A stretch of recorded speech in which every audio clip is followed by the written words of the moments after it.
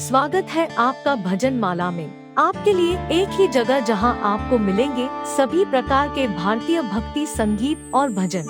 तो अगर आप अपने आध्यात्मिक सफर को संगीत के माध्यम से ऊंचाइयों तक पहुंचाना चाहते हैं, तो हमारे चैनल को सब्सक्राइब करें और भजन माला समुदाय में शामिल हो जाएं। और जो शाकाहारी प्राणी है, गाय, बैल, भैंस, बकरा, हाथी, जिराफ, जिब्रा, ये सब होठ से पानी पीते हैं।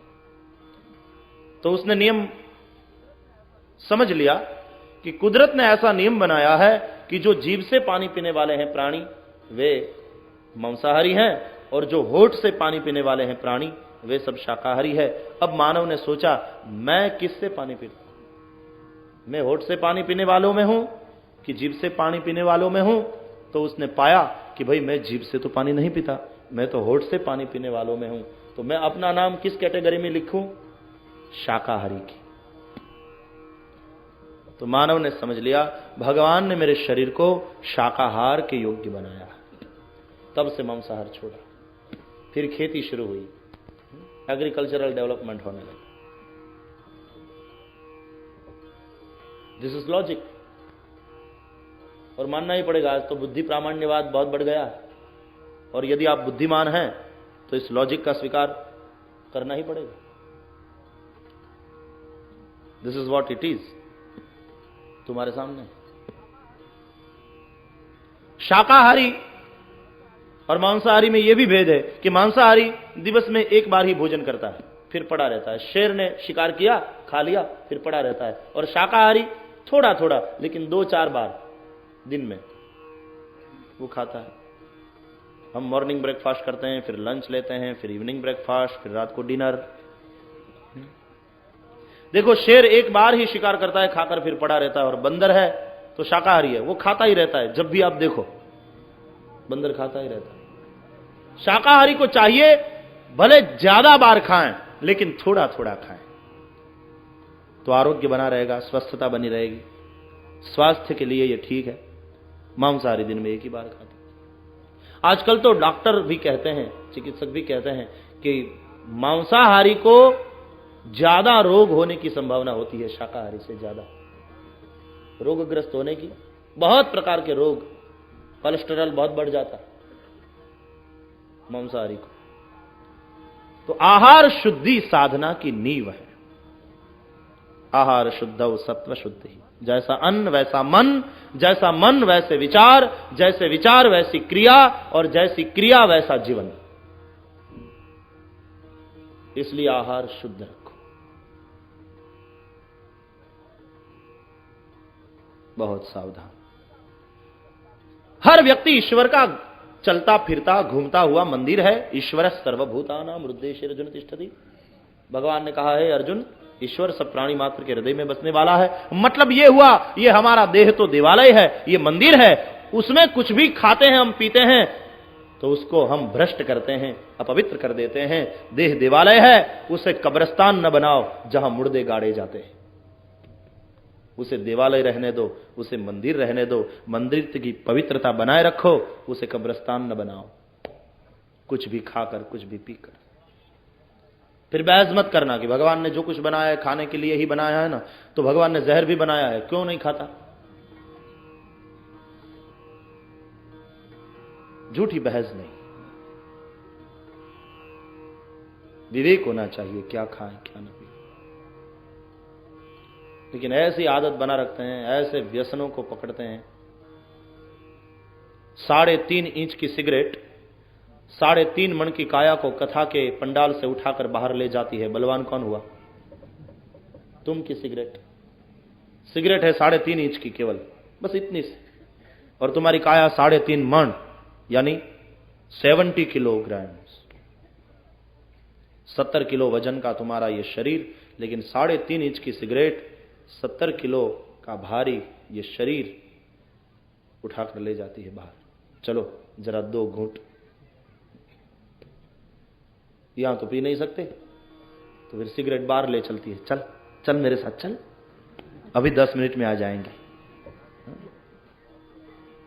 बहुत कहनी पड़ती, बहुत कहती रहती है, बहुत कहती रहती है। तो फिर उसका मानकर, उसके अधीन है ना, जाना पड़ता है, खींच कर ले जाते। जब जन्म हुआ तब मुंह में सिगरेट थी, सिगरेट लेकर आए थे, पीछे से ही पकड़ते हैं, बुरी आदतों के शिकार हो जाते हैं, जीवन नष्ट भ्रष्ट होता है। यदि व्यसन ही बनना चाहते हो तो व्यसन रखो भगवत भजन का, यह व्यसन तुम्हारे जीवन को दिव्य कर देगा, धन्य कर देगा। बुरे व्यसन के तंबाकू खाते रहते, जो बीड़ी नहीं पीते, धुआं नहीं निकालते, वो कई लोग तंबाकू को जलाकर धुआं लेते हैं और कई लोग तंबाकू को ही लेते हैं, मुंह में डालकर बैठे रहते हैं। और पुरुष वर्ग ही उपयोग करता है ऐसी भी बात नहीं, हमारी माताएं भी। दो प्रकार से पुरुष वर्ग तंबाकू को प्रेम करता है, एक तो धुआं निकालता है, बीड़ी सिगरेट और तंबाकू। ये दो प्रकार यहां के भी है। एक तो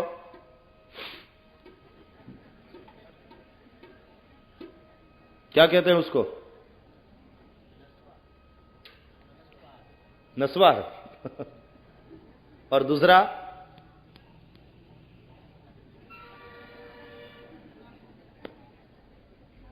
दो प्रकार यहां के। आपने यहां तंबाकू की खेती होती है इस इलाके में? नहीं होती होगी,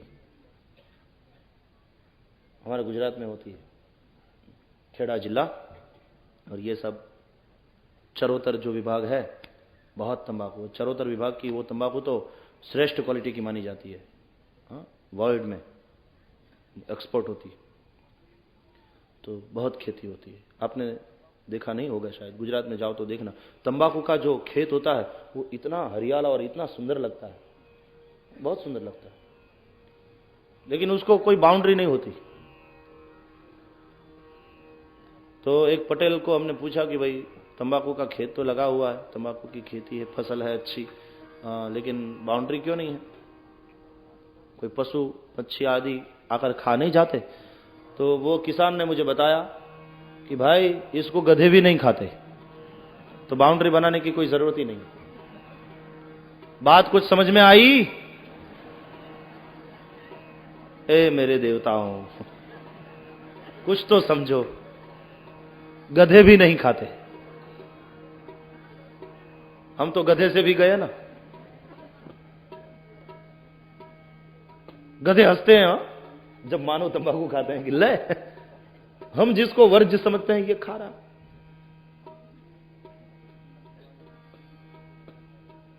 हमारे एक बुजुर्ग हैं दादाजी ब्रह्म देवता, उनको तंबाकू खाने की बहुत आदत है, वो बड़े वैसे आनंदी स्वभाव के हैं। तो उन्होंने कहा कि क्या करूं भाई, नहीं छूटता व्यसन। लेकिन बाद में उन्होंने हंसते हुए कहा कि एक बात बताऊं। मैंने कहा क्या? कहा तंबाकू खाना और खिलाना बड़े पुण्य की बात है। मैंने कहा हद हो गई। मुझसे क्या कहा कि हाँ, तंबाकू का दान बहुत बड़ा दान। और उन्होंने एक श्लोक गाया, तमाकू तिलमात्रेण सुवर्ण दान फलम लभेत, चपटी चपटी गोदानम पड़ी के पाप नाशनम। गुजराती थे तो गुजराती संस्कृत मिक्स मिलाकर श्लोक बनाया अनुष्टुप छंद में, तमाकू तिल मात्रेण सुवर्ण दान फलम लभेत। तिल जितनी, बस केवल थोड़ी सी तंबाकू यदि बनाकर किसी को दें, दान करें, तो सुवर्ण दान का फल मिलता है। चपटी चपटी गोदानम, यदि तंबाकू और चूना मिलाकर थोड़ी सी एक चुटकी लेकर किसी को दे दी तो गाय के दान का पुण्य मिलता है। मैंने कहा कि तुम्हारे पास जितनी है सब दे दो, तो कहा पड़ी के पाप नाशनम, तो सारा पाप जलकर भस्म हो जाता है। मैंने कहा किस पोथी का श्लोक है, कौन सी पोथी में लिखा है? तो गुजराती में उसने कहा खिस्सा पोथी का। मैंने कहा लगता ही ऐसा है, खिस्सा पोथी का है। आहार शुद्ध रखो, भोर सुबह हुई और जैसे ही उठे वहीं से व्यसन की गुलामी शुरू होती है हमारे यहाँ। बिना चाय के तो नहाने भी नहीं चाहते कई लोग। भगवान का स्मरण बाद में, पहले चा देवी को नमस्कार, नमो देवी चा देवी तपेली गर्भ संभूता तुभ्यम नमो चिन की कुमारी। चिन की राजकुमारी यहां भारतवर्ष में आई, उसको वंदन करते हैं पहले। एक महात्मा जी ने गीता से एक श्लोक निकाला, कहा कि भगवान ने विभूति बताया है चाय को अपनी। सर्वस्य चाहम हृदि सन्निविष्टो मत्त स्मृतिर्ज्ञानम अपोहनंच। सबके हृदय में बसी हुई चाय मैं हूं। सर्वस्य चा अहम, सबकी चाय मैं हूं। अब ऐसा तो भगवान कृष्ण ने भी नहीं सोचा था कि ऐसा अर्थ निकालेंगे। सर्वस्य च अहम हृदि सन्निविष्ट, तो चाहम, सर्वस्य चा अहम, मैं सबकी चाह हूं। चाह, कई जगह चाह कहते, चाह की चाह, आह निकल जाती है।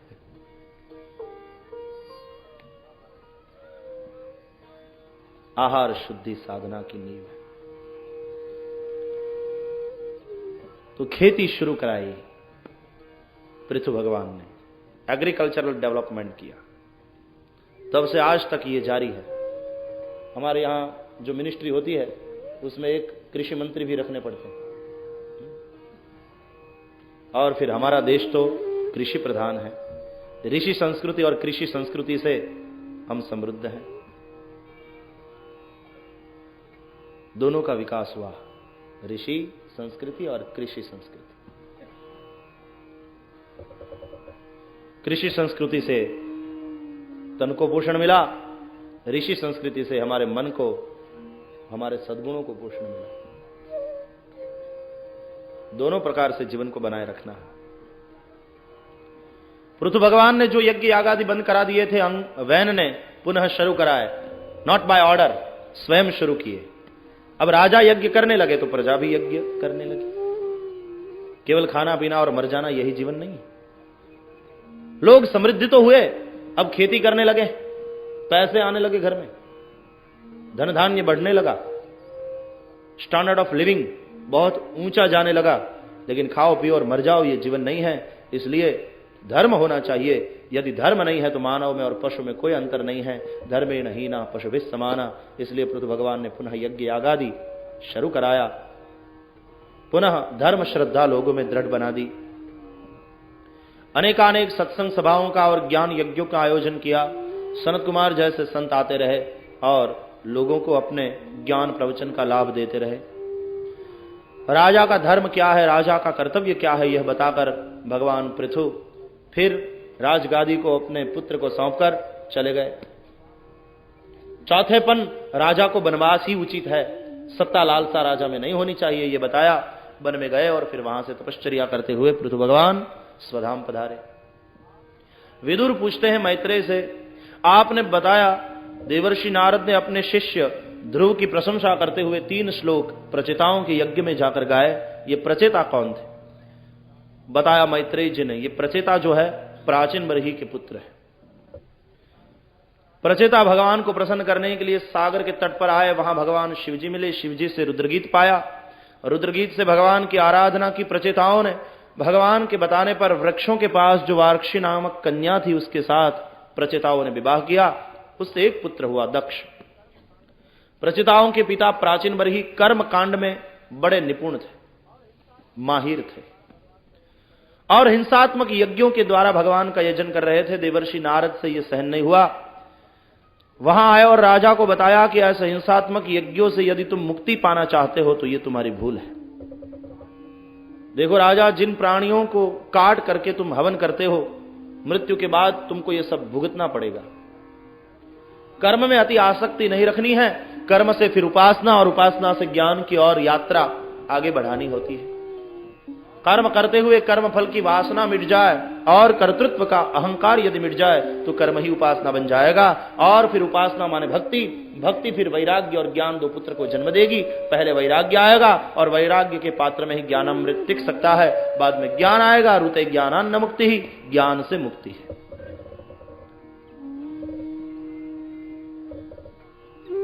ज्ञान का फल मुक्ति है, पुण्य का फल स्वर्ग है और भक्ति का फल स्वयं भगवान है। राजा को पुरंजन का आख्यान बताया देवर्षि नारद ने, सुंदर उपदेश किया और राजा की कर्माशक्ति को छुड़ाया। हिंसात्मक यज्ञ बंद कराए देवर्षि नारद ने और राजा प्राचीन बरही पुनः देवर्षि नारद जी के बताने पर सात्विक मार्ग से भगवान का भजन करने लगे। प्राचीन बरही के पुत्र प्रचेताओं को भी देवर्षि नारद ने ही उपदेश दिया और नारद जी के बताने पर भजन करके प्रचेताओं ने भी भगवान को प्राप्त कर लिया। 4 अध्याय सगुण ब्रह्मोपासना से मोक्ष के और 4 अध्याय निर्गुण ब्रह्मोपासना से मोक्ष के हैं। इस तरह से 31 अध्याय में चतुर्थ स्कंद को विराम दिया। पंचम स्कंद स्थान लीला, स्थितिर वैकुंठ विजय, प्रकृति पर परमात्मा के विजय को स्थिति बताया। पंचम स्कंद भगवान का दक्षिण उरु है। पंचम स्कंद में मनु महाराज के द्वितीय पुत्र प्रियव्रत की कथा आती है। राजा परीक्षित ने प्रश्न किया है, ओम श्री परमात्मने नमः। राजोवाच प्रियव्रतो भागवत आत्मा रामः कथं मुने गृहे रमतयन्मूलः कर्मबन्धः पराभवः। श्रीमद् भागवत के सब स्कंधों में कार्य कारण का परिचय है, संबंध है। छठे स्कंद को, पंचम स्कंद को यदि हम कार्य माने तो उसका कारण है चतुर्थ स्कंद। चतुर्थ स्कंद की कथा सुनकर राजा परीक्षित ने पंचम स्कंद के आरंभ में प्रश्न किया कि महाराज, मनु जी के दिव्य वंश की कथा आप सुना रहे हैं। शुकाचार्य, मनु महाराज के एक पुत्र प्रियव्रत की उत्तानपाद की कथा तो आपने सुनाई, अब मनु जी के द्वितीय पुत्र प्रियव्रत की कथा मुझे सुनाइए। मैंने तो सुना है प्रियव्रत आत्माराम थे। ऐसे आत्माराम और ज्ञानी पुरुषों को गृहस्थाश्रम शोभा नहीं देता, फिर भी राजा प्रियव्रत ने गृहस्थाश्रम का स्वीकार क्यों किया? राजा के प्रश्न के उत्तर में शुकाचार्य ने कथा सुनाई। पंचम स्कंद में परमहंसों की कथा है। 2 परमहंस की कथा है, एक ज्ञानी परमहंस, दूसरे भक्त परमहंस। ऋषभदेव जी ज्ञानी परमहंस हैं, भरत जी भक्त परमहंस। हे परीक्षित, श्रवण करो। मनु महाराज के जो द्वितीय पुत्र हैं प्रियव्रत, उनको गृहस्थाश्रम में जाने की कोई इच्छा नहीं थी। व्रत जिसको अति प्रिय है उसका नाम है प्रियव्रत। व्रत जाप ताप आदि करते रहते थे। देवर्षि नारद के पास बैठकर सत्संग करते रहते थे। वहां आए ब्रह्मा जी। हंसारूढ़ ब्रह्मा का दूसरा नाम है विवेकाधिष्ठित बुद्धि। और विवेकाधिष्ठित बुद्धि ने यानी ब्रह्मा ने समझाया, देखो पुत्र, भगवान की आज्ञा में रहकर जीना यही भक्त का कर्तव्य है, धर्म है। देखो, मैं भी भगवान की आज्ञा में रहकर जीता हूं, तुम गृहस्थाश्रम में प्रवेश करो। गृहस्थाश्रम बंधन नहीं है, षड शत्रुओं को जीतने के लिए गृहस्थाश्रम किला है। किले में रहकर यदि हम लड़ते हैं तो शत्रु को मार सकेंगे और शत्रु से हम बचे रहेंगे। गृहस्थाश्रम के किले में रहकर षड शत्रु काम क्रोध लोभ मद मोह मत्सर आदि के साथ युद्ध करो। और यदि तुम अपने गृहस्थाश्रम को धन्य बनाओगे, दिव्य बनाओगे, तो भगवान स्वयं तुम्हारे गृहस्थाश्रम में आकर प्रकट हो जाएंगे। ब्रह्मा जी के समझाने पर प्रियव्रत राजा ने गृहस्थाश्रम का स्वीकार कर लिया। उनके 10 पुत्र हुए। 1 अबज वर्ष तक उन्होंने राज्य किया। प्रियव्रत के समय में भौगोलिक परिवर्तन हुआ। पृथ्वी 7 द्वीपों में बट गई, सप्तद्वीपवती हो गई। 7 समुद्र हुए, 7 द्वीप। आज भी हम मानते हैं एशिया खंड, अमेरिका खंड, ऑस्ट्रेलिया खंड, अफ्रीका खंड। तो ऐसा वर्णन मिलता है कि पहले तो बस पृथ्वी एक ही थी, अलग अलग खंड नहीं थे, एक बहुत बड़ा ही खंड था। और बाद में प्रियव्रत के समय में ऐसा भौगोलिक परिवर्तन हुआ कि पृथ्वी खंड खंड में उसके टुकड़े टुकड़े हो गए, अलग अलग सब खंड हो गए। आज विज्ञान ने इस बात को भी समर्थन दिया। टेलीविजन में एक बार हम कार्यक्रम देख रहे थे, वो दोपहर का आता है ना, 12:45 से लेकर 1:45 तक, कंट्री वाइड क्लासरूम। मैं भी आपसे अनुरोध करूंगा कि घर पर यदि हो तो वो देखना। टेलीविजन से यदि इतना प्रेम है तो ऐसे इंफॉर्मेटिव प्रोग्राम्स भी आते हैं, वो देखना। हायर एजुकेशन होता है उसमें, 12:45 से लेकर 1:45 तक दोपहर को, और फिर शाम 4 से 5 1 घंटा और। वो कार्यक्रम हम एक बार देख रहे थे, क्योंकि मैं प्रायः देखता हूं जब घर पर होता हूं तो, क्योंकि कुछ न कुछ जानने को मिलता है उससे। तो एक बार हमारे भागवत का 5वां स्कंध उसमें सिद्ध हो गया साइंटिफिकली। इतना बढ़िया कार्यक्रम रहा वो, कि किस तरह से एक ही खंड में थी सारी पृथ्वी, और फिर उसके टुकड़े टुकड़े हुए, और फिर खंड अलग अलग हो गए। सारी बात विज्ञान ने सिद्ध कर दी। तो विज्ञान ने भी अभी इस बात को मान लिया। पृथ्वी सप्तद्वीपवती हुई, 7 सागर हुए, समुद्र हुए, 7 द्वीप हुए। प्रियव्रत के 10 पुत्र में से 3 पुत्र तो विरक्त रहे, और जो 7 बचे उसको एक एक द्वीप का अधिकारी बना दिया, अधिपति बना दिया, और स्वयं प्रियव्रत राजा अपने प्रिय मार्ग पर भगवान का भजन करने के लिए वन में चले गए। 7 द्वीप में जो जम्बूद्वीप है उसके राजा अग्निद्र हुए। हम भारतवासी जम्बूद्वीप के वासी हैं। ब्राह्मण जब संकल्प कराते हैं पूजा के आरंभ में, उसे ध्यान से सुनिए। ओम विष्णोर्विष्णोर्विष्णोः श्रीमद्भगवतो महापुरुषस्य विष्णोः आज्ञया प्रवर्तमानस्य अद्य ब्रह्मणो द्वितीये परार्धे श्रीश्वेतवाराह कल्पे वैवस्वत मन्वन्तरे 28तमे कलियुगे कलिप्रथम चरणे भारतवर्षे जम्बूद्वीपे आर्यावर्तान्तर्गत ब्रह्मावर्तैकदेशे मध्यप्रदेशे जम्बूद्वीप के वासी हैं हम। जम्बूद्वीप के सबसे प्रथम राजा हुए अग्निद्र। अग्निद्र को पूर्वचिति नाम की अप्सरा से एक पुत्र हुआ, उसका नाम नाभि। नाभि राजा का विवाह मेरु देवी के साथ हुआ।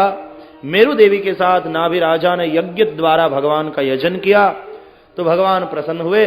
उनको कोई बेटा नहीं था, तो भगवान ने बताया, परमहंस के धर्म को बताने के लिए हम ही तुम्हारे घर पुत्र बनकर आए। इसलिए मेरु देवी और नाभि के घर भगवान पुत्र बनकर आए। उसका नाम ऋषभदेव भगवान, जो वैष्णवों में 8वें अवतार माने जाते हैं, और जैनों में जो प्रथम तीर्थंकर माने जाते हैं। तीर्थंकर, उसके संसर्ग में जो भी आए, व्यक्ति, वस्तु, देश, काल, सबको तीर्थ रूप जो बना दे, तीर्थंकर। सामने वाले को तीर्थ स्वरूप बना दे, तीर्थंकर। भगवान ऋषभदेव जी बड़े हुए, उनका यज्ञोपवीत संस्कार हुआ, गुरुगृह गए पढ़ने के लिए, वेद विद्या प्राप्त कर ली। बाद में पिता नाभि ने उसको राजा भी बनाया। ऋषभदेव जी राजा भी बने, अपने कर्तव्य का पालन किया, अपने धर्म को निभाया, और बाद में सब कुछ छोड़कर गए वन में। गृहस्थाश्रम के बाद वानप्रस्थाश्रम का स्वीकार किया। ऋषभदेव जी के 100 पुत्र हुए। 100 में से 81 तो कर्मकांडी ब्राह्मण हुए, 9 योगेश्वर हुए, जिसकी कथा 11 स्कंद में आएगी। सबसे बड़े पुत्र थे भरत। भरत को राजगादी सौंप दी। भरत अपने भाइयों को दिशाओं का राज्य सौंप कर स्वयं चक्रवर्ती राजा बने। यहां ऋषभदेव जी भगवान आए वन में, फिर संन्यास लिया, शिखासूत्र का त्याग, और जब गैरिक वस्त्र पहने, वो अग्नि का रंग है, तो जिस तरह से अग्नि में सब कुछ जलकर भस्म हो जाता है, सारे कर्म जिसके अब भस्म हो गए हैं, मुक्त हो गए हैं, जो देहाध्यास जब छूट गया, मुक्त पुरुष हो गए। अब तो देह को ही आत्मा का वस्त्र मानने लगे। तो कभी नहाते थे, कभी नहीं नहाते थे, बिना नहाए धोए पड़े रहते थे। इसलिए फिर एक संप्रदाय ऐसा भी शुरू हुआ कि वहां फिर स्नान वान नहीं, स्नान करने को पाप मानने लगे, स्नान नहीं। ऋषभदेव जी शरीर को ही आत्मा का वस्त्र मानते थे, इसलिए वस्त्र पर कोई वस्त्र नहीं चढ़ाया, शरीर पर कोई वस्त्र नहीं रखा, दिगंबर हो गए। तो फिर से एक संप्रदाय दिगंबर हुआ, श्वेतांबर भी हुआ जैनों में, और दिगंबर भी हुआ, मूर्ति पूजक भी हुए, स्थानकवासी हुए और देरावासी हुए। फिर शाखाएं बढ़ने लगी। तो जैनिज्म की शुरुआत वहां ऋषभदेव जी से हुई। तो वस्त्र, परमहंस होने के लिए वस्त्र छोड़ने पड़ते हैं, ये मान्यता गलत है। लेकिन परमहंस की भूमिका पर जब पहुंचता है कोई साधक तो वस्त्र छूट जाते हैं, ये हकीकत है। यदि कोई वस्त्र छोड़ दे और नंगा होकर घूमने लगे और अपने आप को परमहंस बताने लगे तो वो मूर्ख है। परमहंस की भूमिका पर जैसे ही पहुंच गए तो वस्त्र अपने आप छूट जाते हैं, फिर छोड़ने नहीं पड़ते। एक महात्मा जी से तो फिर वो नंगा रहने का अभ्यास करते थे वस्त्र छोड़कर। अब अभ्यास करने से कोई थोड़ी बात ये सिद्ध होती।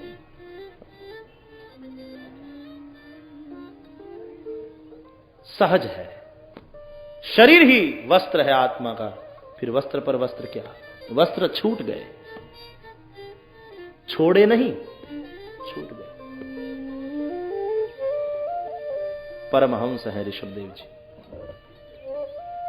शरीर की कांति इतनी दिव्य थी, लोग आकर्षित हुए उनके तेज में, बहुत लोग दर्शन के लिए, सत्संग के लिए आने लगे। ऋषभदेव जी जैसा जो परमहंस है वो भीड़ भाड़ में रहता नहीं, ज्यादा लोगों के संग में बहुत रहता नहीं। लोग बहुत आने लगे तो ऋषभदेव जी ने ऐसी लीला की, मलमूत्र का वहीं त्याग करने लगे जहां पड़े, अपने मुंह में पत्थर रख लिया। तो लोगों ने सोचा कि नहीं नहीं, ये तो कोई महात्मा नहीं, ये कोई पागल लगता है। तो लोग सब दूर रहने लगे। ऋषभदेव जी को अन्न में और विष्ठा में कोई अंतर नहीं दिखाई देता था। अन्न ही फिर विष्ठा का रूप ले लेती है, ऐसी दृष्टि हो गई थी, भेद दृष्टि मिट गई थी, कोई फर्क ही नहीं दिखाई देता था। लोग उसे पागल समझने लगे। ये हकीकत में उनकी ऊंची भूमिका थी। लोग दूर होने लगे, दूर रहने लगे। ऋषभदेव जी प्रसन्न है अपने आप में, अपनी मस्ती में। फिर एक बार वन में है तो लग गया दावाग्नि। ऋषभदेव जी ने अपने शरीर को बचाने की कोई कोशिश नहीं की। जलेगा तो शरीर जलेगा, मैं तो जलूंगा नहीं। आत्मा को न तो अग्नि जला सकता है, न पवन सुखाता है, न पानी उसे भिगा सकता है, न चैनम क्लेदयन्त्यापो न शोषयति मारुतः अच्छेद्यो यमदाह्यो यमक्लेद्यो शोष्यैव च नित्यः सर्वगतस्थाणुः अचलोऽयं सनातन। शरीर जलकर भस्म हुआ। भगवान ऋषभदेव जी परमहंसों के धर्म को बताकर स्वधाम पधारे। ऋषभदेव जी के पुत्र भरत ने सार्वभौमत्व प्राप्त किया। चक्रवर्ती भरत जब बड़े हुए तो अपने पुत्रों को राजगादी सौंपकर चले गए वन में। पुलहाश्रम में आए, गंडकी नदी के किनारे पर, वहां आकर जप तप करने लगे। एक बार गंडकी नदी में स्नान करते हुए अर्घ्यदान दे रहे थे सूर्य नारायण को। ठीक उसी वक्त नदी के ऊपर के भाग में एक मृगी पानी पी रही थी, गर्भवती थी। ठीक उसी वक्त जंगल में शेर ने गर्जना की। मृगी भयभीत हो गई, दौड़ी, कूदी उस पार जाने के लिए, और बल लगाने से उसका जो गर्भ था पानी में गिर गया। वो हिरनी उस पार पड़ते ही मर गई। उसका जो बच्चा पानी में गिर गया, वह मृग शावक जल के साथ बहता हुआ आया जहां भरत जी अर्घ्यदान कर रहे, वेद की ऋचाओं के साथ। हरि ओम आकृष्णेन रजसा वर्तमानो निवेशयन्नमृतं मर्त्यञ्च हिरण्ययेन सविता रथेना देवो जाति भुवनानि पश्यन्। ओम ब्रह्मस्वरूपिणे सूर्यनारायणाय नमः। इदं अर्घ्यं दत्तन्न मम।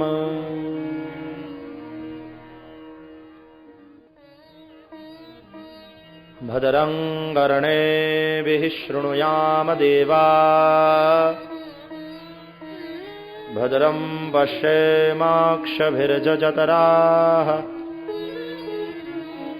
स्थिरैरङ्गैस्तुष्टुवाग्घुसस्तनूभिर्व्यशेमहि देवहितं जदायुः।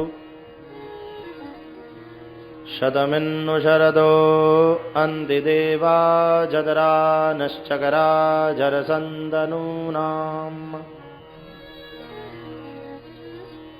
पुत्रासो जतरपितरो भवन्ति मानो मद्यारीरिखतायुर्गन्तो अदितिर्द्यौरदितिरन्तरिक्षमदितिर्माता स पिता स पुत्रः विश्वे देवा अदितिः पञ्चजना अदितिर्जातमदितिर्जनितवम् द्यौः शान्तिरन्तरिक्षघो शान्तिः पृथिवी शान्तिरावः शान्तिरोषधयः शान्तिः वनस्पतयः शान्तिर्विश्वे देवाः शान्तिर्ब्रह्म शान्तिः सर्वज्ञो शान्तिः शान्तिरेव शान्तिः सामा शान्तिरेधि जतो जतः समीहसे ततो नो अभयं कुरु शन्नः कुरु प्रजाभ्यो भयन्नः पशुभ्यः विश्वानि देव सवितर्दुरितानि परासुव जदभद्रन्तन्न आसुव ॐ शान्ति शान्ति शान्तिः सर्वारिष्टशान्तिर्भवतु शान्तिरस्तु।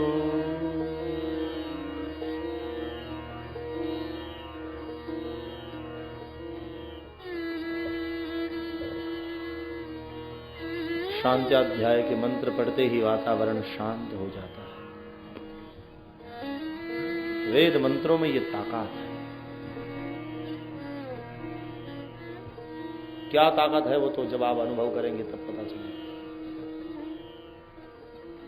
मंत्र में बड़ी ताकत है।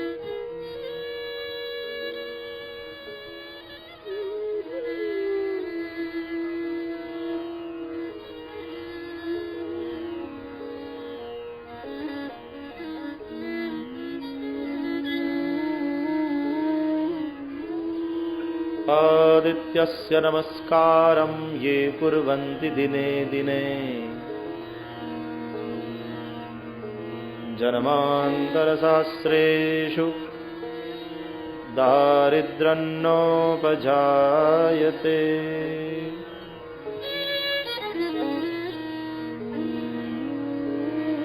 आदिदेव नमस्तुभ्यं प्रसीद मम भास्कर दिवाकर नमस्तुभ्यं प्रभाकर नमोस्तुते आदित्याय नमो नमः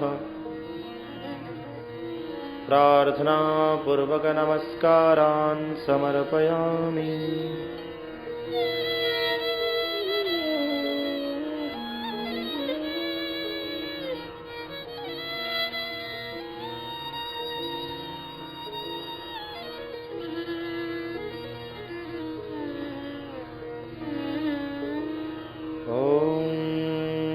शांति शांति शांति।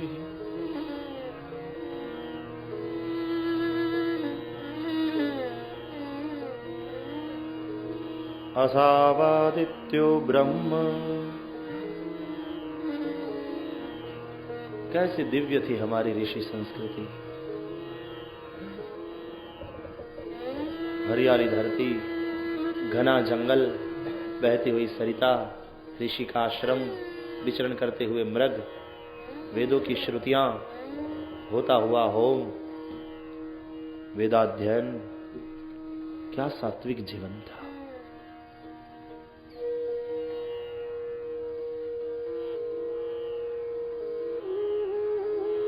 धीरे मंथर गति से जैसे सरिता का वारी प्रवाह बह रहा है, ऋषियों के मुंह से श्रुतियां बहती थी। हरि ओम। स्वस्ति न इंद्रो वृद्धश्रवाः स्वस्ति नः पूषा विश्ववेदाः स्वस्ति नस्तार्क्ष्यो अरिष्टनेमिः स्वस्ति नो बृहस्पतिर्दधातु बृहदश्वा मरुतः प्रश्निमातरः शुभं जावानो विदथे खुजगमयः अग्ने जिह्वा मानवः सूरचक्षुषो विश्वेनो देवा अवसागमन्यः।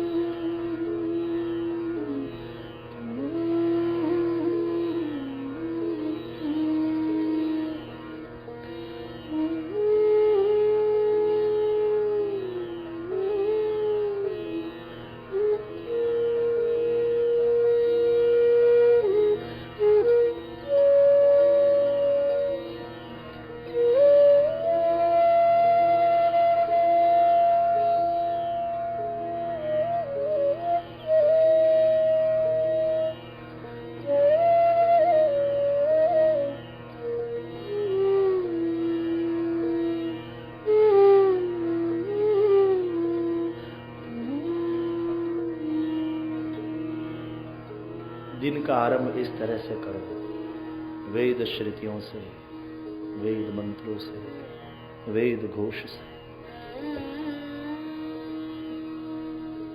सुबह की ठंडी हवा चल रही है, सूरज अभी अभी आने वाले हैं, निकलने वाले हैं, और अर्घ्यदान के साथ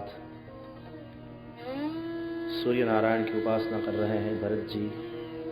सूर्य ब्रह्म है, असावादित्यो ब्रह्म। सूर्य नारायण प्रत्यक्ष देव है। सूर्य के कारण ही जीवन है।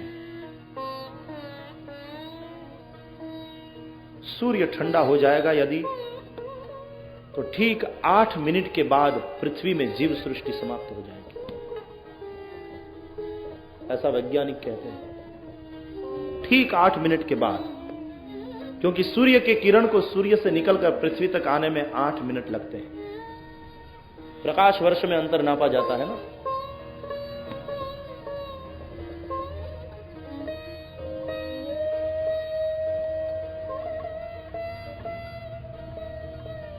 जो भी ऊर्जा है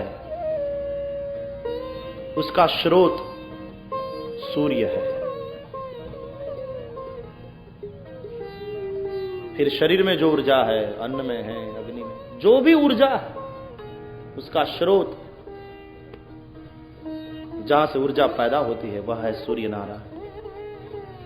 इसलिए हमारे ऋषियों ने सूर्य को आदित्य माना, ब्रह्म माना, प्रत्यक्ष देव है।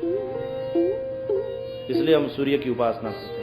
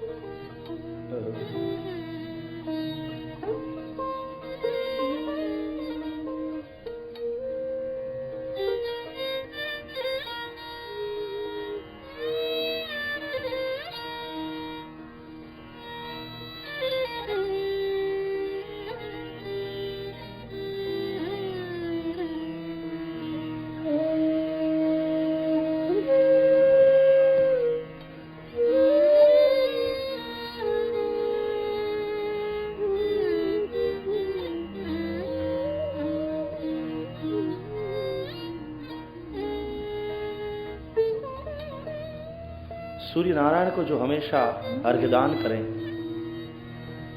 स्त्री यदि हमेशा स्नान करने के पश्चात तुलसी की पूजा करे, उसके घर में कभी दरिद्रता नहीं आएगी। आदित्यस्य नमस्कारम ये कुर्वन्ति दिने दिने जन्मांतर सहस्रेषु दारिद्र्यं नोपजायते। सहस्त्र जन्म में उसके घर में दरिद्रता नहीं आएगी। नित्य सूर्य नारायण को वंदन करो।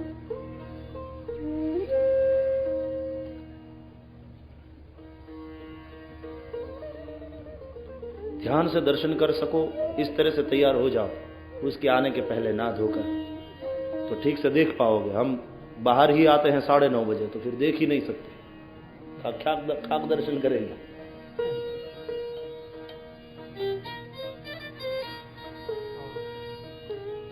अरुणोदय के समय में ही तैयार हो जाएं सूर्य के स्वागत के लिए।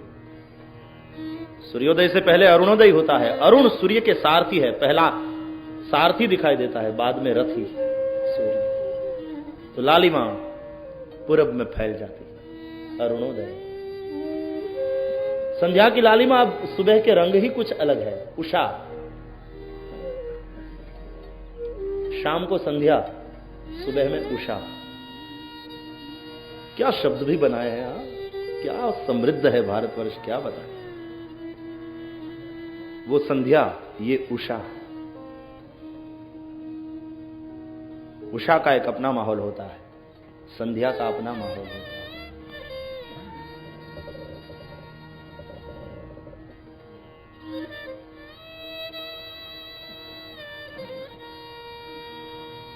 उषा में रात की नींद के बाद फ्रेश हो गए हैं, उसकी ताजगी है। और संध्या में दिन भर काम करके थक गए हैं, अब जो विश्राम ले रहे हैं, उस विश्राम की शांति है। उषा और संध्या, फ्रेशनेस, ताजगी का अनुभव है उषा में। और परिश्रम के बाद जो विश्राम है, उसकी शांति है संध्या में। और रात में तो फिर डूब गई दुनिया। आहा, जीवन जीने जैसा है, हाँ, अद्भुत। क्या व्यवस्था है।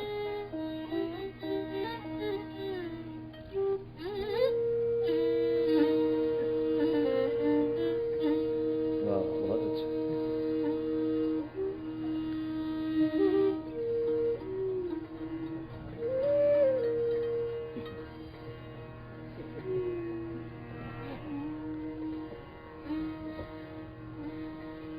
अष्टधा प्रकृति है, ये अष्टांग योग कहो। यम नियम आसन प्राणायाम प्रत्याहार ध्यान धारणा समाधि। आकाश वायु जल तेज पृथ्वी मन बुद्धि और अहंकार। वाह, धन्यवाद। बहुत अच्छा बजाते हैं, सब अच्छा बजाते हैं।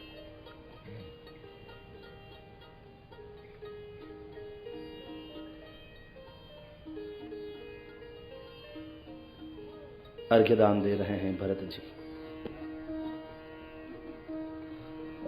वो बच्चा मृग शावक पानी में बहता हुआ आया भरत जी के पास, ध्यान गया, अरे मृग शावक बहता हुआ जा रहा है, बह जाएगा तो बड़े बड़े जलचर उसे खा जाएंगे।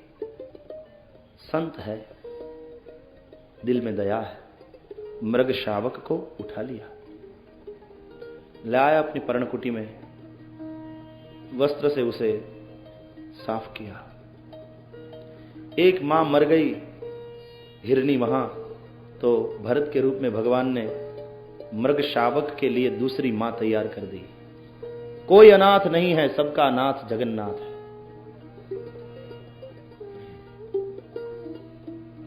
दया भाव से प्रेरित होकर बच्चे को बचाया। बच्चा बड़ा होने लगा, लेकिन फिर धीरे धीरे भजन में भी भंग होने लगा इस बच्चे के कारण। और भरत जी को भी पता नहीं था, इस तरह दया आसक्ति का रूप लेने लगी। बच्चा जब बड़ा हुआ तो एक बार भरत जी ध्यान में बैठे थे और बच्चा चला गया वन में। मृग वृंद को देखकर उसके साथ चला गया। यहां भरत जी जब ध्यान से उठे, आश्रम में देखा बच्चा नहीं मिला। कहां गया होगा वह मृग?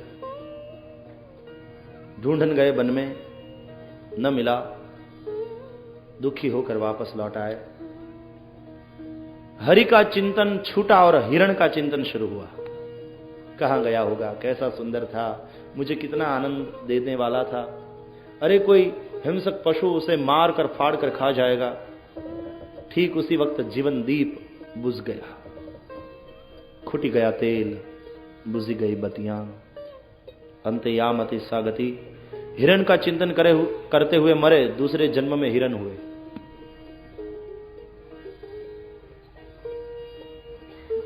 योग भ्रष्ट है, किया हुआ कभी निष्फल जाता ही नहीं। नहीं कल्याण कृत कश्चित दुर्गतिम तात गच्छति। भगवान कृष्ण का कहना है गीता में, किया हुआ निष्फल नहीं जाता। हिरण है लेकिन पूर्व जन्म का ज्ञान है। प्रारब्धवश हिरण का भी जब देह छूटा, तब अंगिरा गोत्र में एक ब्राह्मण के घर दूसरा जन्म हुआ भरत का। दूसरी पत्नी से एक पुत्र और पुत्र हुआ, पुत्री और पुत्र हुआ। उसमें जो पुत्र है भरत जी हैं। पूर्व जन्म का ज्ञान है, बहुत सावधान है। एक हिरण में आसक्त हुए तो 2 जन्म ज्यादा लेने पड़े। अब सावधान रहेंगे। भरत जी बड़े हुए, यज्ञोपवीत संस्कार किया।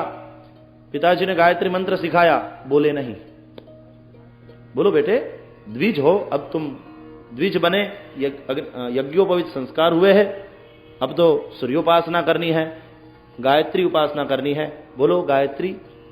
ओम भूर्भुवः स्वः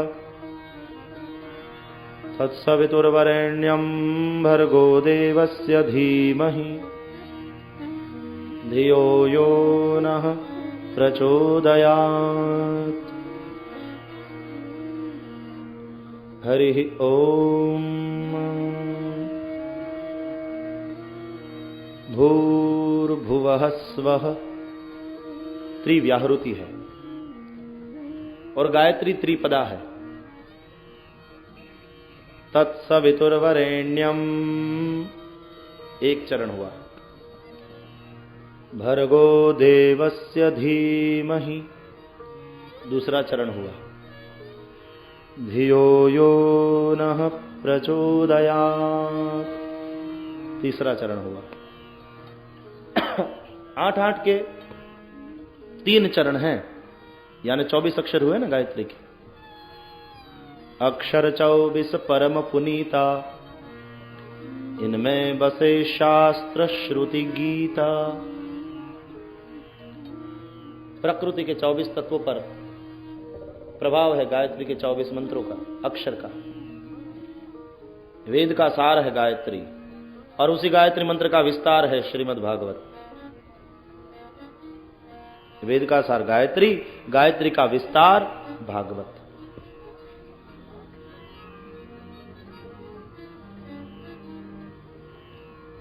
लेकिन भरत जी गायत्री मंत्र भी नहीं बोले।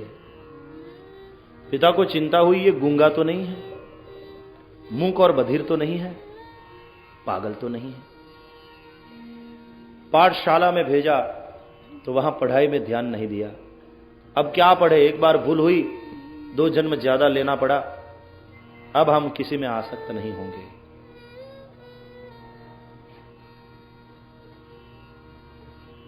पिताजी चिंता करते हुए मर गए, मां भी उसके पीछे मर गई।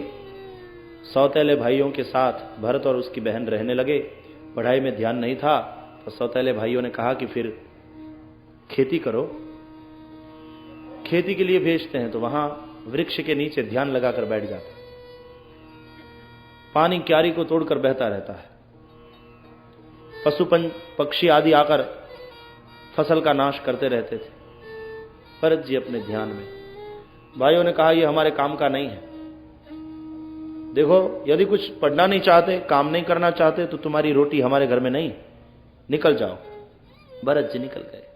अच्छा हुआ, एक बंधन था, सो गया। जंगल में गए तो एक भीलों का राजा, कोई पुत्र नहीं था तो देवी को देने के लिए बलिदान चढ़ाने के लिए एक पुरुष को पकड़ा था, वो पुरुष भाग गया। राजा के सिपाही उस पुरुष को ढूंढने के लिए निकले। भाग गया था जो पुरुष, वो तो नहीं मिला। भरत जी मिले, तगड़े थे, सदा आनंद में है, शरीर रिष्ट पुष्ट है। पकड़ कर ले गए। राजा को कहा कि महाराज वो जो भाग गया वो तो नहीं मिला, लेकिन ये दूसरा मिला है। राजा ने कहा ये दूसरा पहले वाले से भी अच्छा है, तगड़ा है, उसको तैयार करो। स्नान कराया, फूलमाला पहनाई, कुमकुम से तिलक किया, अच्छा भोजन कराया और फिर ले आए। सामने भद्रकाली की मूर्ति है, हाथ में खड्ग लेकर दो भील खड़े हैं, पुरोहित मंत्र पढ़ रहे हैं। जैसे ही मारने के लिए तैयार हुए, बलि देने को तैयार हुए, जगदम्बा कैसे सहन करती, भयंकर आवाज के साथ मूर्ति फट गई। भद्रकाली प्रकट हुई। जो मारने के लिए तैयार हुए थे भरत को, उसी के मस्तक का छेदन किया। भरत जी बचे, जगदम्बा के चरणों में बंधन करके जरा भी भय नहीं, न हड़बड़ाए, वही शांति, वही प्रसन्नता, फिर से चले, वही स्वस्थता धारण किए हुए आए। चलते हुए इक्षुमती नदी के किनारे पर वहां एक घटना घटी। अथ सिंधु सौवीरमते राजा रहुगणस्य व्रजत इक्षुमत्यास्तटे तत्कुलपतिना शिबिकावाह पुरुषान्वेषण समये दैवेन उपसादितः सद्विजवरोपलब्ध एष पीवा युवा संहननांगो गोखरवद्धुरम्बोढुमलमिति पूर्वविष्टिगृहीतैः सह गृहीतः प्रसभम तदर्ह उवाशिबिकां सह समहानुभावः यदा हि द्विजवरस्येषु मात्रावलोकानुगतेर्न समाहिता पुरुषगतिस्तदा विषमगतां स्वशिबिकां रहुगण उपधार्य पुरुषान् अधिवहत आह हे वोढारः साध्वतिक्रमत किमिति विषम मुह्यते यानम् इति। अथ त ईश्वरवचः सोपालम्भम् उपाकर्ण्य उपायतुर्याच्छङ्कितमनसस्तं विज्ञापयां बभूवुः न वयं नरदेव प्रमत्ता भवन्नियमानुपथाः साध्वेव वहामः अयम् अधुनैव नियुक्तः अपि न द्रुतं व्रजति नानेन सह वोढुमः वयं पारयाम इति।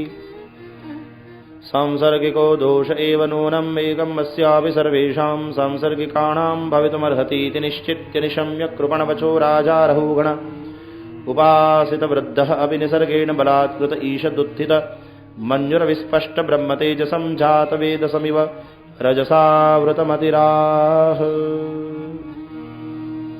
पंचम स्कंद के कई श्लोक गद्य में है, पद्य में नहीं। संस्कृत भाषा देव भाषा है, मधुरता तो देखो उसकी। अथ सिंधु सौवीरपते रहुगणस्य व्रजत इक्षुमत्याः तटे। सिंधु सवीर देश के राजा रहुगण उसका नाम, जा रहे थे कपिल भगवान के आश्रम में सत्संग के लिए। इक्षुमती नदी के किनारे पर पहुंचे। पालकी ढोने वाले 4 कहार थे, उसमें से एक भाग चला।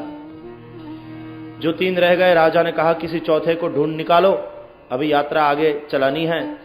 वे तीनों ढूंढने निकले। दैवेन उपसादित सद्विजवर, भाग्यवशात वही द्विज श्रेष्ठ भरत जी मिले। सोचा तीनों ने ये तगड़ा है, ये काम में आएगा, चलो। तो भरत जी ने कहा चलो, कोई विरोध तो था ही नहीं। जीवन में उठते हुए विरोध ही जीवन प्रवाह में अवरोध उत्पन्न करते हैं, और जहां अवरोध पैदा होता है वहां विषाद पैदा होता है, अशांति पैदा होती है। विरोध है ही नहीं, अनुरोध ही है। चलो, ले आए भरत को और पालकी उठाई कांधे पर। भरत जी आगे आगे हैं, ध्यान है पृथ्वी पर। कायिक वाचिक मानसिक पाप से बचे रहते हैं। मन से पाप न हो इसलिए मन से सदा ब्रह्म चिंतन करते रहते हैं। वाचिक पाप न हो इसलिए वाणी से मौन रहते हैं। और कायिक पाप न हो, दृष्टिपूतम न्यसेत पादम, धरती पर दृष्टि है, कहीं जीव जंतु हमारे पग के तले मर न जाएं कुचलकर। जैसे ही कीड़े कंटक देखे तो कूदे भरत जी, पग ऊपर पड़ेगा तो मर जाएंगे। जैसे ही कूदे तो पालकी का जो लकड़ा था राजा रहुगण के माथे में लगा। बहुत क्रोधित हो गए। वाहकों को कहा, पालकी ढोने वालों को चाहिए कि सीधी तरह से चले, इस तरह से कुदाकुद न करो। 3 जनों ने कहा कि महाराज हम तो ठीक चल रहे हैं, ये जो अभी चौथा आया है वो कूद रहा है। राजा ने कहा कि भाई ठीक से चलो, कुदाकुद न करो। पुनः पालकी आगे चली, पुनः देखे कीड़े जीव जंतु आदि को, पुनः कूदे तो पालकी का लकड़ा लगा फिर से राजा के माथे पर। अथ पुनः स्वशिविकायां विषमगतायां प्रकोपित उवाच राजा रहुगणः किमिदं मरे त्वं जीवन्मृतः मां कदर्थीकृत्य भर्तुशासनम् अतिचरसि त्वं प्रमत्तस्य च ते करोमि चिकित्सां दण्डपाणिरिव। अरे त्वं जीवन्मृतः, ओ जिंदा मुर्दे, मेरी आज्ञा का उल्लंघन कर रहे हो। करोमि चिकित्सांते, ठहरो अभी तुम्हारी चिकित्सा करता हूं। दंडपाणि रिव, दंडपाणि यम, जिस तरह से यम दंड देते हैं प्राणियों को, अभी मैं तुम्हें दंड देता हूं। मैं राजा हूं, दंड देने वाला हूं। तुम उद्दंड हो गए हो, हमारा कहा मानते नहीं, तो उद्दंड को दंड देने के लिए हम हैं। राजा की बात सुनकर भरत जी हंस पड़े। राजा को बड़ा गुस्सा आ गया, तो बस वो निकला बाहर पालकी से, मारने लगा। राजा मार रहा है और ये भरत जी हंस रहे हैं। मारने वाला थक गया, जिसको मारा जा रहा था वो तो हंसता ही है। आश्चर्य हुआ, तुम हंस रहे हो, तुम्हें लगता नहीं? अब भरत बोले, तुम मार रहे हो शरीर को, मुझे नहीं। लगता होगा तो शरीर को लगता होगा, उसमें मुझे क्या है?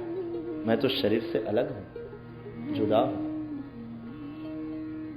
बस राजा के हाथ से अभिमान की लकड़ी छूट गई।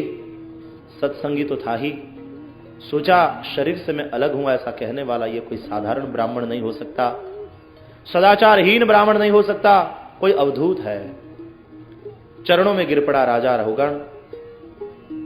कस्त्वं निगूढ़श्चरसि द्विजानां विवर्षि सूत्रम कथमो वधूतः। अवधूत के वेश में आप कौन हैं? दत्त भगवान तो दर्शन देने के लिए नहीं आए, या तो जिसके आश्रम में मैं जा रहा हूं वो कपिल भगवान तो नहीं आए। आप कौन हैं? महाराज मैं शंकर जी के त्रिशूल से नहीं डरता, इंद्र के वज्र से नहीं डरता, यम के दंड से भी मैं नहीं डरता। मैं डरता हूं ब्राह्मण कुल के अपमान से। आप कोई द्विज श्रेष्ठ है, मैंने आपका अपमान किया, मैं क्षमा प्रार्थी। आप कौन है बताइए ना। आज तक नहीं बोले थे, लेकिन आज बोले राजा रहुगण पर कृपा करके। जड़ जैसी दशा है तो जड़ भरत है। जड़ भरत जी ने सोचा ये कितना अज्ञानी है, यदि हम उसे ज्ञानोपदेश नहीं करेंगे, अज्ञान में उसका पतन होगा तो लोग कहेंगे भरत ने जिसको अपने कांधे पर उठाया उसका भी पतन हुआ। जैसे बाप अपने बेटे को कांधे पर उठाता है, उसी तरह मैंने इसको अपने कांधे पर उठाया है। राजा तुम पूछते हो मैं कौन हूं, मैं भी पूछता हूं तुम्हें तुम कौन हो। यही पूछना है, हम कौन है, हम कहां से आए हैं, हम कहां जाने वाले। मैं और तू दोनों भवाटवी में भटक गए हुए मुसाफिर हैं, मंजिल का पता नहीं, रास्ता भूल गए हैं। व्यापारी है, व्यापार करने के लिए आया है, बहुत धन कमाया। जंगल में आधे रास्ते पर जब पहुंचा, 6 डाकुओं ने उसे लूट लिया। रोता हुआ आगे बढ़ा। वृक्ष पर रहे हुए बंदरों का संग किया, सरोवर के किनारे पर बैठे हुए हंसों का संग किया नहीं। कैसे निकलेगा इस जंगल से बाहर वह।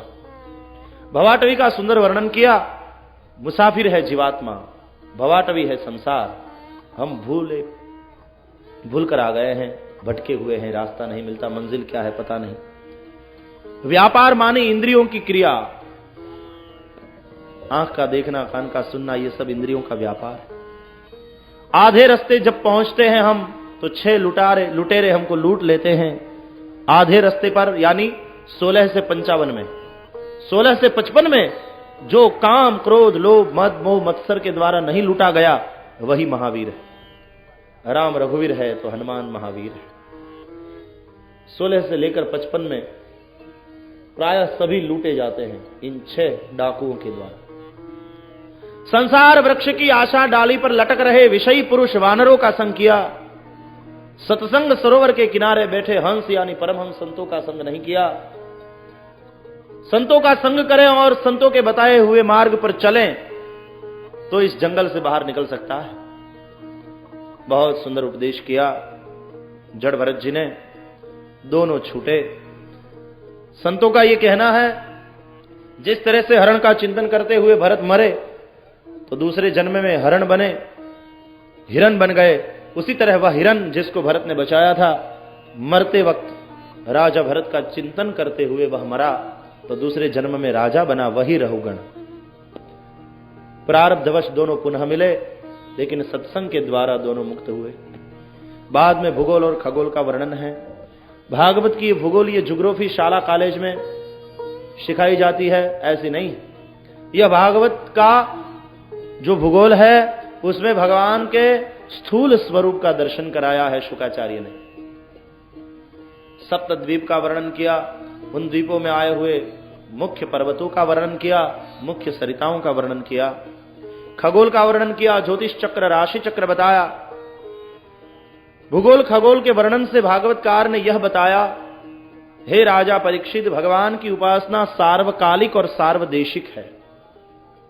परमात्मा सर्वत्र है और सर्वदा है, इसलिए भगवान की उपासना भी सार्वकालिक और सार्वदेशिक है। उपासना के प्रकार अलग अलग हैं, नाम रूप अलग अलग हैं। कोई अल्लाह कहकर मुल्ला बनकर मस्जिद में बांग पुकारता है, कोई पुरोहित मंदिर में जाकर राम कृष्ण की पूजा करता है, कोई गुरुद्वारे में जाता है, गुरु ग्रंथ साहिब का पठन करता है, गाता रहता है पदों को। कोई ईसाई है, चर्च में गिरजाघर में जाता है। लेकिन जिस तत्व की उपासना हो रही है सारे विश्व में, वह तत्व एक ही है, ईश्वर की उपासना सार्वकालिक और सार्वदेशिक है।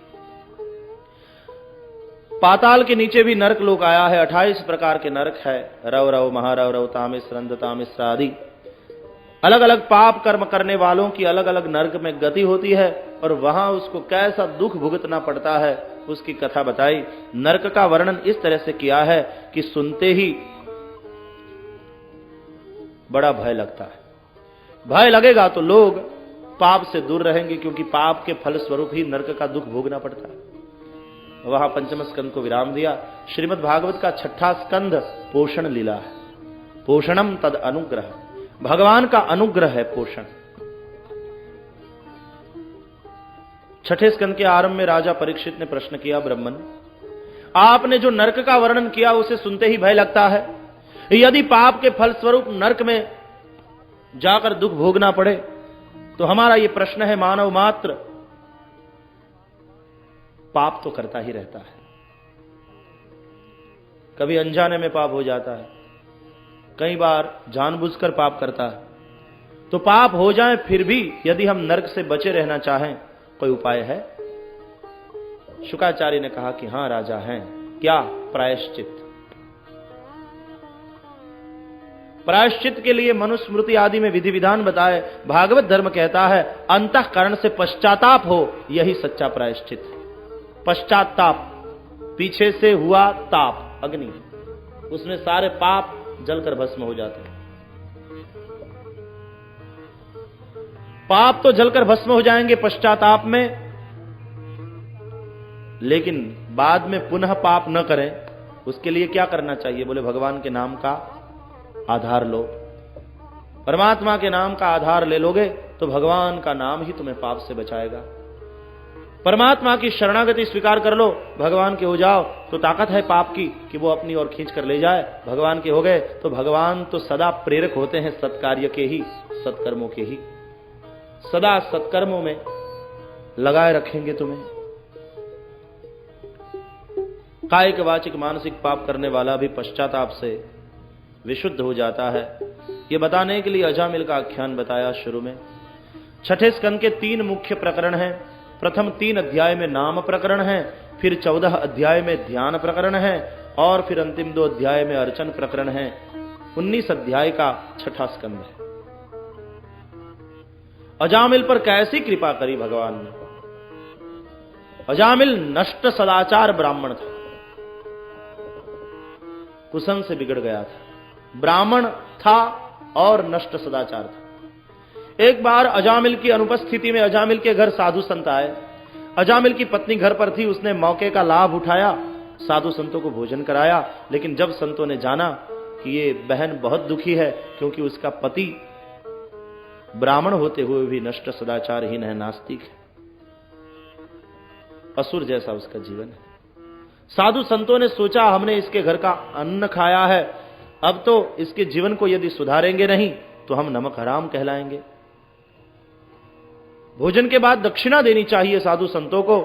साधु संतों ने अजामिल से दक्षिणा में केवल एक वचन ही मांग लिया कि तुम्हारी पत्नी के उदर में 10वां बालक है, हमें वचन दो जब उसका जन्म होगा तो तुम उसका नाम नारायण रखोगे। दक्षिणा में पैसे तो नहीं देने थे, केवल ऐसा वचन ही देना था। अजामिल को कोई आपत्ति नहीं थी, अजामिल ने वचन दे दिया। जब पत्नी ने बच्चे को जन्म दिया तो उसका नाम नारायण रखा गया।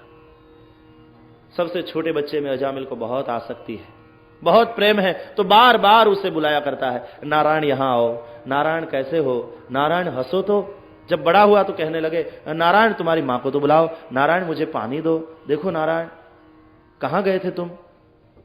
तो नारायण नारायण नारायण नारायण होने लगा। अच्छे नाम रख लेने में भी ये फायदा है। भगवान के नाम का जप कीर्तन अपने आप अनायास होता रहता है। नारायण मुकुंद माधव मुरारी गोविंद गोवर्धन, हाँ ऐसे सब नाम। आजकल तो हम नाम रखते हैं टिंकू, लो अब उसका अर्थ क्या। और टिंकू टिंकू कहने से किसका भला होगा। नारायण नारायण नारायण होने लगा अजामिल के मुंह से।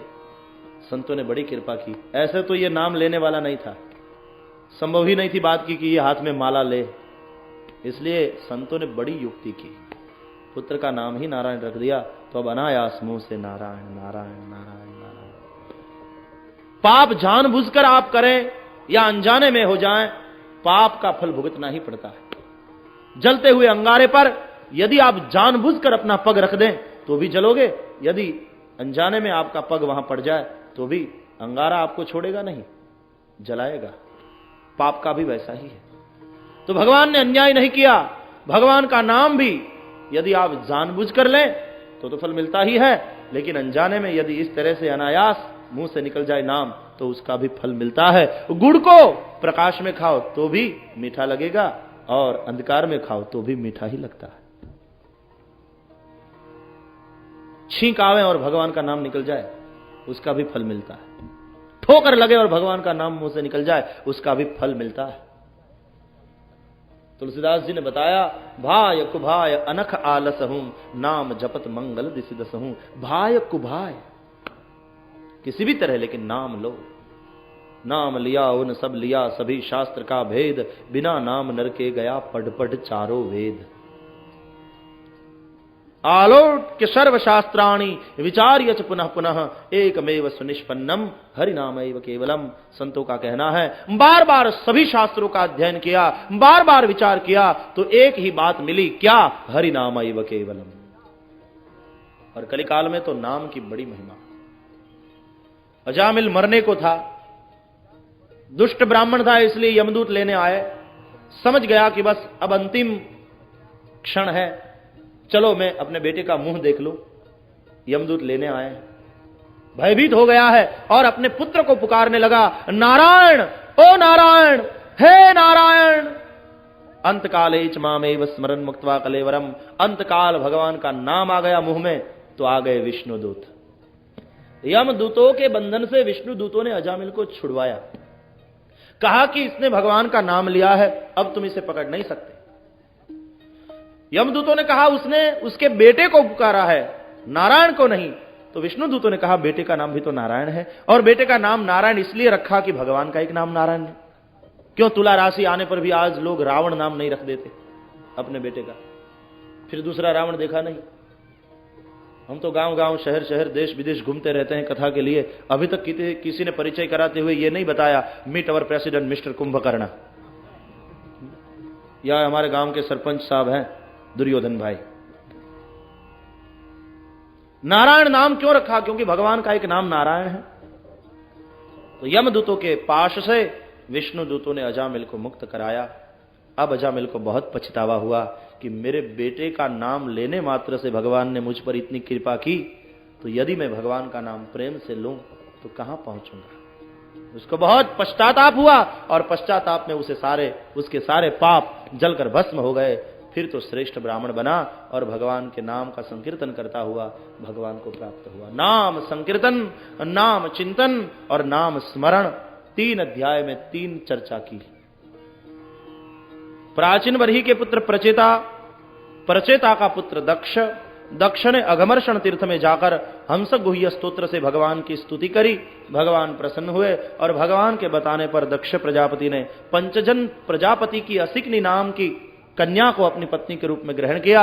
उससे पहले 10,000 पुत्र प्रकट हुए तो देवर्षि नारद ने उनको ऐसा उपदेश किया कि वे सारे के सारे साधु बन गए। तो दक्ष ने पुनः 1,000 दूसरे पुत्र प्रकट किए, उनको भी देवर्षि नारद ने साधु बना दिया। तब दक्ष बहुत क्रोधित हुए, नारद को कहा तुम्हारा यही काम है, लोगों के बच्चों को साधु ही बना देते हो, जाओ हमारा शाप है, एक जगह स्थिर नहीं रह पाओगे। नारद ने कहा कि सो तुम्हारा शाप शिरोमान्य, वैसे भी हम एक जगह हमको अच्छा लगता भी नहीं, अब हम घूमते रहेंगे और लोगों को उपदेश करते रहेंगे, लेकिन हमारा तो काम है किसी भी जीव को किसी भी तरह किसी भी प्रकार से भगवान की तरफ ले जाएं, भगवान के चरण में ले जाएं। अब ब्रह्मा के समझाने पर दक्ष प्रजापति ने 60 कन्या प्रकट की। उसमें से 27 का विवाह तो कर दिया चंद्र के साथ, 13 का विवाह कर दिया कश्यप के साथ, 1 पितरों को दी, 1 शिवजी को दी। इस तरह से 60 कन्याओं का विस्तार फिर ऐसे चला कि सारा संसार उससे भर गया, उसकी संतति से, इतना उसका वंश बढ़ा। उसमें 13 जो कश्यप को दी हुई है, उसमें 2 का नाम है दीति और अदिति। ये हम देख चुके। दीति दैत्यों की माता है, अदिति देवताओं की माता है। दीति भेद बुद्धि है, भेद बुद्धि से दैत्य यानी दुर्गुणों का जन्म होता है। अदिति अभेद बुद्धि है, अभेद बुद्धि से ही देव यानी दैवी गुणों सद्गुणों का जन्म होता है। भेद बुद्धि अज्ञान के कारण होती है, अभेद बुद्धि विद्या से आती है। देवों दैत्यों में संघर्ष होता ही रहता है। देवों के राजा है इंद्र। एक बार देवराज इंद्र स्वर्ग में दरबार में बैठे हैं अपनी सभा में। उस समय देवताओं के गुरु बृहस्पति वहां आए।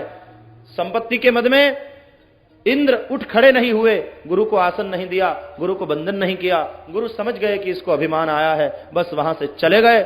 फिर इंद्र को अपनी भूल का एहसास हुआ तो गए गुरु से क्षमा मांगने, लेकिन गुरु हो गए अंतर ध्यान। जब इस बात का पता चला दैत्यों को, तो दैत्यों के गुरु शुक्राचार्य ने दैत्यों को आज्ञा दे दी, इस वक्त युद्ध आरंभ कर दो, और हमला कर दिया दैत्यों ने देवताओं पर। तो बिना गुरु के देव पराजित हुए। मतलब यह होता है, देवताओं का अर्थ है सद्गुण। सद्गुणों की संख्या हम में बहुत सारी क्यों न हो, लेकिन साथ साथ सद्गुरु संत की और भगवंत की शरणागति भी चाहिए। यदि सद्गुरु संत की शरणागति नहीं है तो सारे सद्गुण मिलकर एक बहुत बड़े दुर्गुण को जन्म देंगे। उसका नाम है अभिमान, और अहंकार रूपी राक्षस फिर सारे सद्गुणों का भक्षण कर जाता है। अहंकार सद्गुणों को खाता है। बहुत सारे सद्गुण है आप में, लेकिन यदि अहंकार है तो लोग अहंकार को ही देखेंगे, सद्गुणों को नहीं, कि वैसे अच्छा आदमी है लेकिन अहंकारी बहुत है। 3-4 प्याली खीर खाओ और बाद में थोड़ा लहसुन खा लो तो डकार लहसुन की आएगी, खीर की नहीं। अनुभव करके देखियो। अभिमान रूपी वह असुर फिर सारे सद्गुणों को खा जाता है। रामायण में कुंभकर्ण अहंकार है, रावण मोह है, और रावण पुत्र मेघनाद काम है, और तीनों के अलग अलग काम है। मेघनाद का काम है बांधना, रावण का काम है मारना, और कुंभकर्ण का काम है खाना। कुंभकर्ण लड़ता है जब बंदरों के साथ तो कोटि कोटि कपि धरी धरी खाने लगा। रावण मोह है, मोह मारने का काम करता है। मेघनाद काम है, काम जीव को बंधन में डालने का काम करता है, बांधता है। हाँ, नागपाश से राम और लखन भी बांधे गए मेघनाद के द्वारा। आप रामायण की कथा से परिचित हैं। और कुंभकर्ण जो है अहंकार है, अहंकार का काम है खाना। क्या खाना? सद्गुणों को। देवता सब पराजित हुए। परेशान हुए, गए भगवान के पास। भगवान ने कहा बिना गुरु के तुम्हारा विजय नहीं हो सकता, ऐसा करो तुम में एक देवता है त्वष्टा, उसके पुत्र है विश्वरूप, उसे गुरु बनाओ, तब ही तुम्हारी विजय होगी। आए सब विश्वरूप के पास, विश्वरूप को मनाया समझाया, विश्वरूप गुरु बने और विश्वरूप से नारायण कवच की विद्या प्राप्त कर ली इंद्र ने। और नारायण कवच की विद्या से पुनः इंद्र ने युद्ध में दैत्यों को पराजित कर दिया और स्वयं विजय प्राप्त कर लिया। नारायण यानी भगवान का नाम, कवच। जब योद्धा लड़ने के लिए जाता है तो कवच पहनकर जाता है। शत्रु पर प्रहार तो करना है, लेकिन यदि शत्रु प्रहार करे तो उससे बचना भी होता है, इसलिए कवच चाहिए। आसुरी वृत्तियों के साथ जीवन में हमें युद्ध करना होता है।